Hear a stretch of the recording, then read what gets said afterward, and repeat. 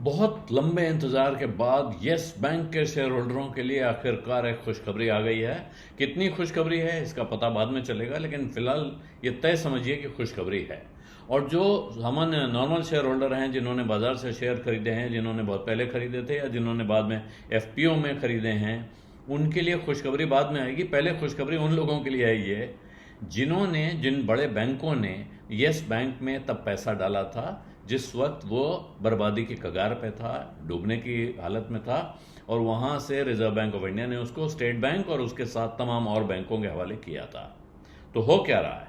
हो ये रहा है कि स्टेट बैंक और इसके वो साथी जिन्होंने उस वक्त हाथ लगाया था यस बैंक को रिवाइव करने में, वो अपना कुल मिला के 20% हिस्सा बेच रहे हैं एसएमबीसी को। एसएमबीसी है जापान की banking company, Sumitomo banking corporation है।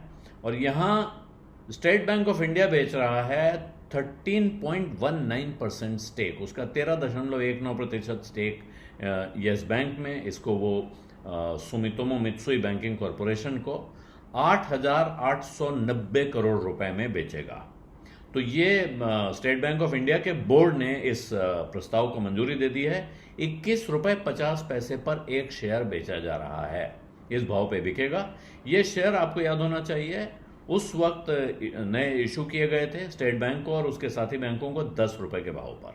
तो ये 10 रुपए से 2020 में 10 रुपए पे मिले थे, आज 5 साल बाद 21 रुपए 50 पैसे पे बिक रहे हैं। तो दुगने से कुछ ज़्यादा हैं, लेकिन ये कोई छप्पर फाड़ कमाई नहीं मानी जाएगी। और अभी कहानी यह है कि जो खरीदने वाले हैं और जो बेचने वाले हैं, इनको रेगुलेटरी अप्रूवल यानी रिजर्व बैंक की, भारत सरकार की जो तमाम शर्तें हैं वो पूरी करनी और उनकी मंजूरी हासिल करनी होगी।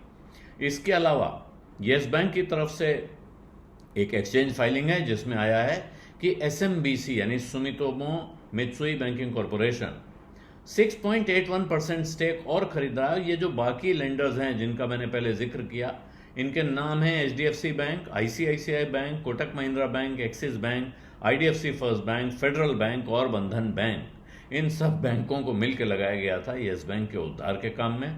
और अब एक गणित से देखें तो येस बैंक का उद्धार हो चुका है। जो प्रशांत कुमार स्टेट बैंक से लाए गए थे और उनको येस बैंक सौंपा गया था, उन्होंने बैंक को इस जगह ला के खड़ा कर दिया है कि जब जापान के कई बड़े बैंक इस लाइन में थे कि हमको ये हिस्सेदारी मिल जाए, फाइनली एसएमबीसी को मिली है। वहाँ भी 213 करोड़ शेयर, 213 करोड़ 68 लाख शेयर बिक रहे हैं इन लेंडर्स के, ये भी 21 रुपए 50 पैसे के भाव पे।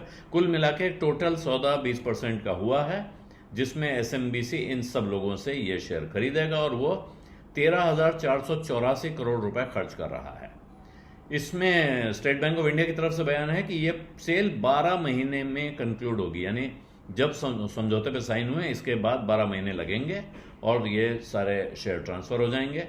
इसमें रिजर्व बैंक की परमिशन लगेगी, क्योंकि 4.99% से ज़्यादा यानी 5% हिस्सेदारी होते ही किसी बैंक में रिजर्व बैंक की परमिशन लगती है, और 10% तक की हिस्सेदारी लेनी हो तो फिर एक और स्पेसिफिक अप्रूवल लगता है, और उससे ज़्यादा करना होता है तो फिर रिजर्व बैंक की तरफ से एक फिट एंड प्रॉपर असेसमेंट होता है। यानी कि ये जो खरीदार है ये बैंक चलाने के लायक है, इसको बैंक के प्रमोटर के तौर पे या बैंक के कंट्रोलिंग हिस्सेदार के तौर पे या बैंक के एक मेजर हिस्सेदार के तौर पे काम करने की इजाज़त दी जा सकती है या नहीं दी जा सकती है।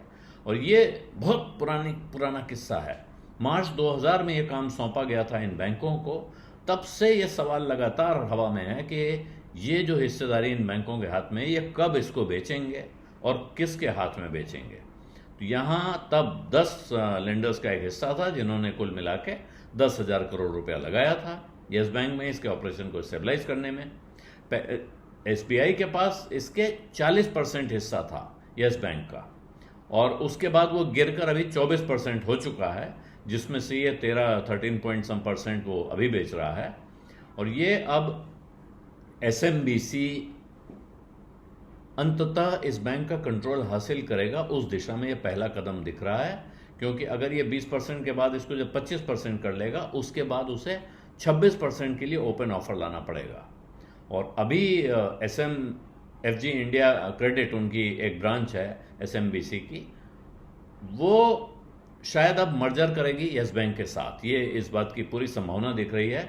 और ये SMFG इंडिया क्रेडिट वो है जो पहले फुलरटन इंडिया के नाम से काफ़ी नॉन बैंकिंग फाइनेंशियल एक्टिविटी करती रही है, और इसमें जापानीज इन्वेस्टर SMBC का मेजॉरिटी स्टेक है। SMFG इंडिया क्रेडिट के पास अभी 53,000 करोड़ का एसेट अंडर मैनेजमेंट है, तो और कैपिटल एडिक्वेसी इनकी अच्छी है, तो मजबूत हालत में है। और जब इनसे सवाल पूछे गए हैं तो इस बारे में इन्होंने कोई जवाब दिए नहीं है, लेकिन ये बिल्कुल अब साफ दिख रहा है कि यस बैंक एक नए कंट्रोल में जाने की तैयारी कर रहा है। अब उसकी टाइमलाइन एग्जैक्टली क्या होगी ये तब पता चलेगा जब इतना हिस्सा पूरा हो जाएगा, और इसके बाद वो अगला कदम उठाएंगे। लेकिन फिलहाल जिन लोगों ने यस बैंक के उद्धार में भूमिका निभाई थी, उस यज्ञ में आहुति दी थी, उनके प्रसाद मिलने का समय आ गया है। और अब छोटे इन्वेस्टर शायद इस बात से उत्साहित होंगे कि यहाँ से इस शेयर में उछाल दिख रहा है। आज नहीं तो कल ओपन ऑफर आएगा। फिलहाल ओपन ऑफर नहीं आ रहा है, बात साफ है। इसलिए तत्कालिक जो ट्रेडर लोग तुरंत उछाल के इंतजार में थे, उनको शायद निराशा झेलनी पड़ेगी। लेकिन जो लॉन्ग टर्म इन्वेस्टर इसमें बैठे हुए हैं, जिनको लगता है कि लंबे समय में कुछ बन सकता है, उनके लिए ज़रूर ये एक अच्छी खबर है। बीज अड्डा में आज इतना ही। अब इजाज़त दीजिए। धन्यवाद, नमस्कार।